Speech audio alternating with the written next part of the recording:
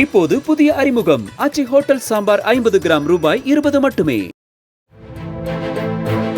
சென்னை தாம்பரம் அருகே வண்டலூர் பெருங்களத்தூர் இடையே மின்சார ரயில் மோதி காதலர்கள் உயிரிழந்தனர். கடலூர் மாவட்டத்தைச் சேர்ந்தவர்கள் விக்ரம், ஆதிலட்சுமி. அங்குள்ள தனியார் நிறுவனங்களில் பணியாற்றி வந்த இருவரும் கவனக்குறைவாக ரயில் தண்டவாளத்தை இரவு கடந்தபோது ரயில் மோதியதாக போலீசார் கூறியுள்ளனர்.